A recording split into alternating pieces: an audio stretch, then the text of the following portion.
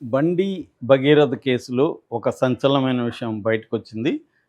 అదేంటంటే తల్లి ఒక పబ్లిక్‌గా ఒక లేఖ రాసింది. ఆ లేఖ 5 పేజీల్లో ఇంగ్లీష్‌లో రాసింది. ఆ లేఖ నేను మొత్తం చదివాను. సో, అందులో ఏమున్నాయి? ఆమె ఇప్పుడు కొత్తగా ఏ ఏ విషయాల్ని బయటికి తీసుకొచ్చింది? దీని మీద వస్తున్న రియాక్షన్స్ ఏంటి? అనే విషయాలు మనం చూద్దాం. ఆమె ప్రధానంగా ఏందంటే, నేను భరించలేని మనోవేదన అనుభవిస్తున్న ఒక బాధితురాలి తల్లిగా ఈ లెటరు రాస్తున్నాను. అందరిలాగే నా కూతురికి కూడా రక్షణ ఉండాలి. ఆమెకి గౌరవం కలగాలి. భవిష్యత్తు ఉండాలి. ఈ అర్హతలు అందరి పిల్లల్లాగే నా కూతురికి కూడా ఉండాలని నేను కోరుకుంటున్నాను. ఆహ్, నేను ఒక సాధారణమైన కుటుంబం తప్ప నాకేమీ రాజకీయ అండదండలు ఎవరివి లేవు. కానీ నేను నా కూతురి కోసం వ్యవస్థలనంతా కూడా అడుక్కోవాల్సొస్తుంది, వేడుకోవాల్సొస్తుంది అనేది నేను ఇప్పటివరకు ఎప్పుడూ జీవితంలో అనుకోలేదు. ఇది జరిగింది. ఇది ఒక పగ ప్రతీకారాలతో రగిలిపోతున్నట్టుగా నేను రాయట్లేదు. నా బాధను పంచుకుందామని ఉద్దేశంతోనే ఈ లెటర్ రాస్తున్నాను. 2025లో బండి భగీరథ్ నా కూతురికి పరిచయమయ్యాడని నా కూతురు చెప్పింది. ముందుగా సాధారణంగా ఫ్రెండ్స్ ద్వారా పరిచయమై సాధారణంగానే వాళ్ళ ఫ్రెండ్‌షిప్పు మొదలైంది. ఆ తర్వాత మెల్లగా మరి అతను ఎలాంటి ప్రలోభాలు పెట్టాడు నా కూతురికి, ఏం చేశాడో తెలీదు గానీ, మానసికంగా నా కూతురు అతని కంట్రోల్‌లోకి వెళ్ళిపోయింది. పూర్తి అతని నియంత్రణలోకెళ్ళిపోయింది. పదే పదే కోసం కూడా అతను అనేక సార్లు నా కూతురిని ప్రెజర్ చేశాడని తెలిసింది. దాని తర్వాత ఆహ్, డిసెంబర్ 31, 2025 మైనాబాద్ ఫామ్ హౌస్‌కి ఇంకొక 5 మందితో కలిసి నా కూతురు అక్కడికి వెళ్ళింది. అక్కడ 2 రోజులు అమ్మాయిని బలవంతంగా ఉంచుకున్నారు. జనవరి 1న అమ్మాయి అర్లీ మార్నింగు అమ్మాయికి బ్రేజర్ తాగించి బండి భగీరథ్ వచ్చి ఆ అమ్మాయిని ఫోర్స్‌ఫుల్‌గా అమ్మాయి స్పృహలో లేదు. అలాంటప్పుడు అమ్మాయితో చేయడం జరిగింది. దాని తర్వాత స్పృహ వచ్చినాక ఆమె చాలా బాధపడింది. మా ఇంటికొచ్చి మొత్తం చెప్పింది. చాలా ఒక ఆవేదనకు గురైంది. మెంటల్‌గా డిస్టర్బ్ అయిపోయింది. డిప్రెషన్‌లోకి వెళ్ళిపోయింది. 2 సార్లు ఆత్మహత్యా ప్రయత్నం చేసింది.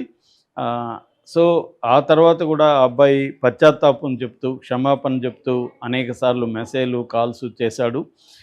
దాని తర్వాత ఆందోళన కూడా ఒక దశలో ఈ అమ్మాయి భద్రత పట్ల, ఈ అమ్మాయి మానసిక పరిస్థితి పట్ల ఆందోళన కూడా వ్యక్తం చేశాడంటే, ఈ అమ్మాయి ఏ స్థాయిలో డిప్రెషన్‌కి గురైందో తెలుస్తుంది.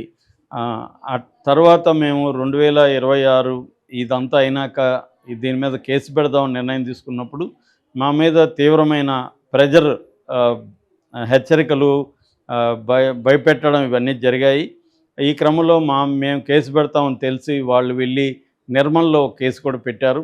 ఇక లాభం లేదు, మనం కేసు పెట్టేద్దామని అనుకుంటుంటే ఏప్రిల్ 22వ తేదీన సంగప్ అనే ఒక బీజేపీ వ్యక్తి మా దగ్గరికొచ్చి ఇలా బండి సంజయ్ రమ్మంటున్నాడని చెప్తే, మేము ఆయనకి చెప్పుకుంటే న్యాయం జరుగుతుందేమో, కొడుకు గురించి ఆయన నిష్పక్షపాతంగా వ్యవహరిస్తాడేమో అని అనుకొని వెళ్ళాము. కానీ ఆయన ఒక తీవ్రంగా బెదిరింపులకి, హెచ్చరికలకి ఆయన పాల్పడ్డాడు. దాంతో మేము భయాందోళనతో ఆయన ఇంటి నుంచి బయటకొచ్చాము. ఏం చేయాలో మాకు తెలియలేదు. దాని తర్వాత ఇంకా ఇట్లా కాదు, మనం ఈ వేదన అనుభవిస్తూ ఉండలేము, దీనికి ఏదో ఒక పరిష్కారం కావాలి అని చెప్పి మేము మే 8న బషీరాబాద్ పోలీస్ స్టేషన్‌కి వెళ్తే అక్కడ కేసు తీసుకోలేదు. ఇది మా పరిధి కాదు అవన్నీ చెప్పారు. అప్పుడు మేము జీరో ఎఫ్ఐఆర్ అనేది ఉంది కదండీ, ఏ పోలీస్ స్టేషన్‌లో అయినా తీసుకోవాలనేది ఉంది కదా అని మాట్లాడాము. కానీ వాళ్ళు ఏదో ఒక సాకు చెప్తూ 5 గంటల పాటు మమ్మల్ని వేధించారు. నా కూతురు నేను 5 గంటల పాటు అక్కడ ఉండాల్సొచ్చింది పోలీస్ స్టేషన్‌లో. దాని తర్వాత ఈ లోపల అక్కడ కరీంనగర్‌లో ఆ బండి భగీరథ్ మా పాప పైన, మా మీద కేసులు పెట్టాడు. అది తెలిసింది నాకు. అంటే కావాలనే వీళ్ళు ఇచ్చేశారు పోలీసులు. మీరు కానీ ఆ సీసీటీవీ ఫుటేజీ, తర్వాత general diary, FIR metadata, station records, registers ఇవన్నీ భద్రపరిస్తే భద్రపరచమని చెప్పాను, నేను అడిగాను కూడా. ఇవన్నీ కానీ ఉంటే ఖచ్చితంగా మేము ఎప్పుడు స్టేషన్‌కి వెళ్ళాము, ఎప్పుడు కేసు పెట్టాలనుకున్నాము, దాని తర్వాత అతను ఎప్పుడు పెట్టాడు, ఇవన్నీ కూడా తెలుస్తాయి అనేది ఆమె చెప్పింది. దాంతోపాటు ఇది వ్యక్తిగత సమస్యలాగా చేస్తూ మమ్మల్ని బదనాం చేస్తూ చాలామంది మీడియాలో పోస్టులు పెడుతున్నారు. ఇది సరైంది కాదు. పోక్సో కేసులో బాధితురాలి వివరాలు గోప్యంగా ఉంచాలి అనేది ఉంది చట్టంలో. కానీ అది వదిలేసి నా కూతుర్ని చాలా క్యారెక్టర్ అసాసినేషన్ చేస్తున్నారు అన్న ఆవేదనతో ఆమె చెప్పింది. అంటే ఆమె ప్రకారం ఇవన్నీ కూడా ఆరోపణలు మాత్రమే తప్ప, ఈ ఆరోపణలు బేస్ చేసుకొని మనం జడ్జిమెంట్లు ఇవ్వడం కరెక్ట్ కాదు. కానీ ఆరోపణలు చేసినప్పుడు ప్రైమా ఫేసి ఎవిడెన్స్ ఈమె చూపించింది పోలీసులకి. అదేంటంటే ఫోటోలు, వీడియో చాటు, తర్వాత ఈ అమ్మాయి వాంగ్మూలం ఇవన్నీ జరిగాయి. ఎప్పుడైనా కూడా ఒక మైనర్ బాలిక మీరు పోక్సో కేసు పెట్టండి అని బాధితులు వెళ్ళినప్పుడు పోలీసులు ఫస్ట్ చేసే పని ఏంటంటే ఆమె మైనర్ కాదో చూడడం, కన్ఫర్మ్ చేసుకోవడం. ఆ మైనర్ అనే ఆధారాలు మామూలుగా ఏముంటాయి? బర్త్ సర్టిఫికేటు లేదా 10th క్లాస్ టీసీ, తర్వాత ఒకవేళ పాస్పోర్ట్ ఉంటే పాస్పోర్టు, ఆధార్ ఉంటే ఆధారు. ఇవి జనరల్గా తీసుకెళ్ళాలి ఎవరైనా. ఇవి చూసి వాళ్ళు ఫస్ట్ మైనర్ అనేది తేల్చుకోవాలి. ఎందుకంటే మైనర్ కాకపోయినా రేప్ కిందకే వస్తుంది. ఒక రేప్ కేసు పెట్టినప్పుడు, బలవంతంగా చేసినప్పుడు. అది కూడా కాకుండా పెళ్లి చేసుకుంటానని హామీ ఇచ్చి సెక్స్ చేసి వదిలేస్తే కూడా మళ్ళీ అది కూడా బిఎన్ఎస్ కింద, దాంట్లో కూడా 10 ఏళ్ళు జైలు శిక్ష వరకు శిక్షార్హులే అది తేలితే కూడా. కాబట్టి ఏ రకంగా చూసినా బండి భగీరథ్ ఈ కేసులో ఇరుక్కున్నట్టు క్లియర్గా అర్థమవుతుంది. సో ఇవన్నీ తేలాలి కోర్టులో. అయితే ఆరోపణలు నిజమని తేలాలి. ఒకటి అంటే బండి భగీరథ్ కూడా ఈ అమ్మాయి నాకెవరో తెలియదు ఇవన్నీ చెప్పట్లేదు. ఆ అమ్మాయి తెలుసని మేమిద్దరం కలిసి తిరుపతి వెళ్ళాము, విజయవాడ వెళ్ళాము, అరుణాచలం వెళ్ళాము, ఇవన్నీ వెళ్ళామని అతను కూడా కరీంనగర్ కంప్లైంట్లో ఉంది, కోర్టుకి పెట్టిన పిటిషన్లో కూడా ఉంది. సో అతను చెప్తున్నది ఏమంటే ఈ చాటింగ్ అవన్నీ ఉన్నాయి కాబట్టి అతను నెగేట్ చేయలేడు, ఆధారాలు ఉన్నాయి. కానీ అతను రివర్స్లో వాళ్ళు హనీ ట్రాప్ వేశారు, నన్ను ట్రాప్ చేశారని. కానీ కోర్టులో చూడండి, కోర్టులో హనీ ట్రాప్ అనే మాట రాలేదు. అంటే బయట ఇవన్నీ కూడా కేసులు ఎలా ఉంటాయంటే లీగల్ ఆస్పెక్ట్ ఒకటి ఉంటుంది, మోరల్ ఆస్పెక్ట్ ఒకటి ఉంటుంది. మోరల్ ఆస్పెక్ట్లో బదనాం చేయడం, జనంలో ఒక నెరేటివ్ని తీసుకెళ్ళడం అనేది ఒక ప్లాన్, స్ట్రాటజీ. లీగల్కి వచ్చేసరికి అక్కడ ఏదంటే అది చెప్పేయడానికి లేదు, ప్రూవ్ చేసే అంశాలనే మాట్లాడగలగాలి. ప్రూవ్ చేయకుండా మాట్లాడితే లాభం లేదు, అవి పరిగణలోకి తీసుకోరు.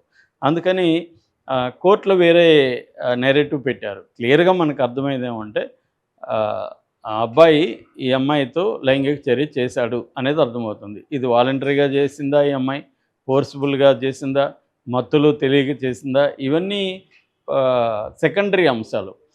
ప్రైమరీ ఏంటంటే ఒక మైనర్ అమ్మాయితో ఇతను లేదా, అది అంటే ఆ అమ్మాయి మైనరా కాదా, మైనర్ అమ్మాయితో ఇతను చేశాడా లేదా, ఈ 2 అంశాలే ఇంపార్టెంట్. ఈ 2 కానీ కరెక్ట్ అయితే ఇతను పోక్సో కేసుకి అర్హుడవుతాడు.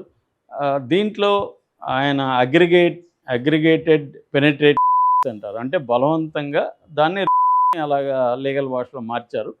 సో కానీ చేస్తుంటే మాత్రం మినిమం 20 ఏళ్ళు పడుతుంది. మొన్ననే ఒక కానిస్టేబుల్కి బోయినపల్లి పరిధిలో పోలీస్ స్టేషన్ పరిధిలో వరదరాజ్ సురేష్ అనే ఒక కానిస్టేబుల్కి 30 ఏళ్ళు జైలు శిక్ష పడింది పోక్సో కేసులో.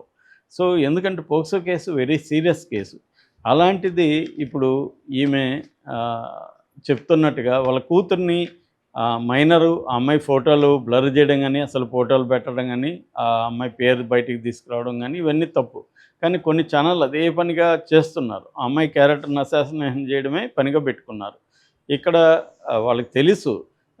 కొన్ని సోషల్ మీడియాలో ఒకటి వైరల్ అవుతుంది, 3 ఇన్ఫ్లుయెన్సర్లు ఒకే స్క్రిప్టు ఒకే పద్ధతిలో చదువుతున్నారు, ముగ్గురు కూడా అర్థమవుతుంది క్లియర్గా. సో ఇదేంటంటే క్లియర్గా పోక్సో కేసుని ఫాలో కావట్లేదు ప్రొసీజర్ని పోలీసులు అనేది తెలిసింది. దాంతోనే మీడియా కూడా, ఒక వర్గం మీడియా ముఖ్యంగా బండి సంజయ్ ఆధ్వర్యంలో నడిచే మీడియా, ఆయన సపోర్ట్ చేసే మీడియా ఈమెను నిందిస్తుంది.